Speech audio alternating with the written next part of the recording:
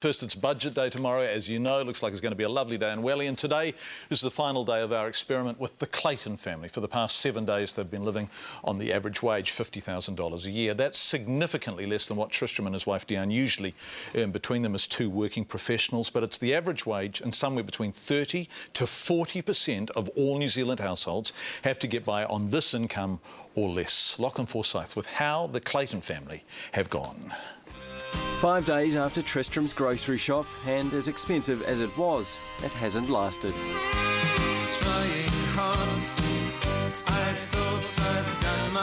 All right, 221. Not for the week, no.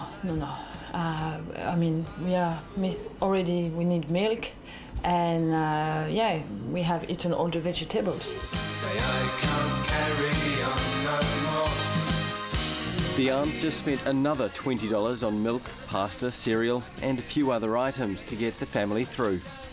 Hopefully for the next 3 days, yeah. Hopefully I don't have to go back again, but I suspect that I may have to go again. It's looking a bit sad.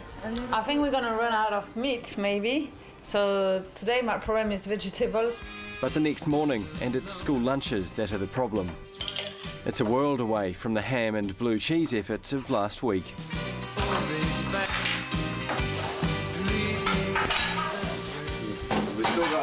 Still got bread, yeah. But you're running pretty low on everything else.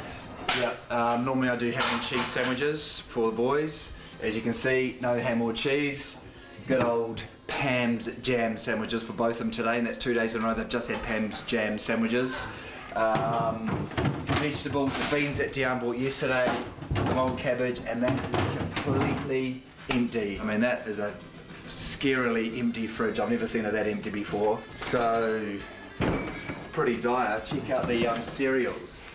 We've been surviving on Weet-Bix every morning for about 4 days now. Fortunately, the boys like Weet-Bix, but that's a lot of Weet-Bix. Last Wednesday, we gave the Claytons $946. That's the average after-tax wage, plus working for families. We took away $380 for rent, $95 for phone, insurance, water and power, $70 for vehicle expenses, and $50 for family and medical bills. That left $351 for food, petrol, entertainment and any other costs.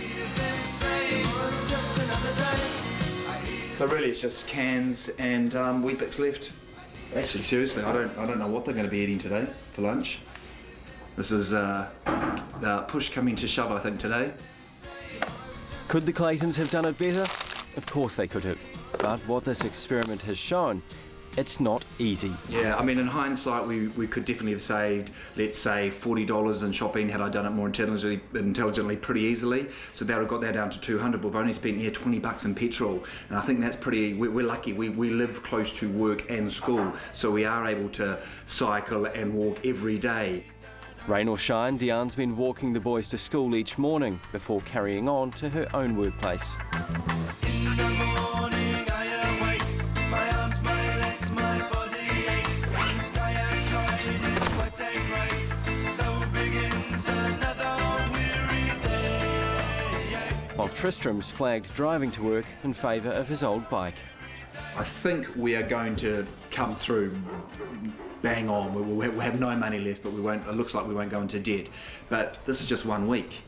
Doing this week in, week out, other things would build up. Other things, stocks would come down. You'd have to buy one-off things, and of course, there's all those one-off costs. Appliance repairs, parking fines, church donations, school trips, holidays. None of these things have been budgeted for. Here's where the money went over the week. $280 on the family's food and drink, $20 on contact lens fluid, $10 on a babysitter, $7 on half-time oranges, and in the end, $30 on petrol. Just $4 was left. The Claytons end the experiment tonight, but for 30 to 40% of New Zealand households, this isn't an experiment, it's reality. They'll vouch for what the Claytons discovered and what the politicians don't seem to realise. Life on a tight budget isn't easy, it's bloody hard work. Let's go live now to, I think, the Clayton household. Hi, Tristram. Dinner. G'day, John. Yeah, we just started. You've been such... how have the boys found it? Tomo and Lucas, how have they found it? I think they found it an interesting experiment. Look at how have you found it? Good boys enjoying his dinner. Sorry. How have you found the experiment? How have you found it, Luke, of the week? Good. Good boy. Okay, good. How about you, Tom? It was strange because you usually have more food. I had a less food this time. Yeah, obviously there, John, the boys have noticed the food. We're eating a lot less food and different foods, but also the big thing, of course, for the boys is in the weekend there were nothing like a film or a treat, which we might occasionally do. It was just a lot of plain backyard cricket, rugby, really. Fortunately, we live next to a park. Yeah, because the thing here is that you actually had a thoroughly ordinary week, really. It wasn't school holidays, you didn't have any birthdays, you didn't have any unexpected medical expenses. You know, the boys suddenly didn't find a hole in their shoes and need a new pair. It would have been a disaster had any of those things occurred, wouldn't it? That's right, John. I mean, the closest we had, I had to, my contact lens fluid came up. It's only $20 in a normal week. I wouldn't really think about that. But $20 out of that small budget, really, that was quite a considerable hit to the budget. And it's worth remembering that we, as I just said, we didn't actually do anything. The only thing you could possibly call entertainment was just $10 on that babysitter. We went there, I took a couple of cheap beers as a bit of an offering. You were going to someone's party, right? Yeah, we're going to, so they effectively were offering us food, so that saved us a meal, really. So really, we didn't actually spend anything on entertainment, which, and it's worth remembering, of course, that, for us, that's a little different from normal. We're not terribly extravagant, but we like to do one thing perhaps per week. But in this case, we did nothing. And even then, I'm not sure if you can see it here, John, but that is how much is left over. I can. Diane, of course, is French, or a French Kiwi, and loves good food and good wine and all that kind of stuff that French people are famous for loving. How has she found it? So how have you found it, Diane? Very interesting. I think we had to be very creative, to make do with what we had.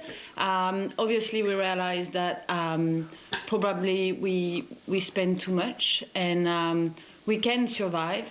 But I also have a lot of respect for people who obviously are even under this budget, and it is difficult, but it's been a very, very interesting experience. Okay, thanks so much. And also thanks to all our friends who've been quite supportive with bringing cakes and stuff. Yeah, brilliant. Thank you so much for doing it. Tristram, just before you go, two things. One, you're going to look at the budget for us tomorrow and analyse what's in it for families who are earning the kind of money that you guys have been living on for the past week. So we look forward to you doing that. Yeah. But secondly, when John Key said that people on low incomes, much lower than the one you've been living on, could do it if they made better choices. It was about the poor choices they made. Do you now agree with that, or is it just jolly tough? And if you were living on less than you guys, would it be incredibly tough? Well, I'd be a little bit stronger than that, John. I mean, there seems to be something desperately wrong here. We haven't chosen the minimum wage. We haven't chosen a beneficiary, of which a lot of people are trying to make do on those tiny incomes. We've chosen one average wage. And you're telling me, yes, we're a little bit extravagant on the food, but I think it's fair to say we haven't wasted a lot of other money, and we're left with $3 at the end of the day. We got about $150 from working for families. So without that money, there's no way.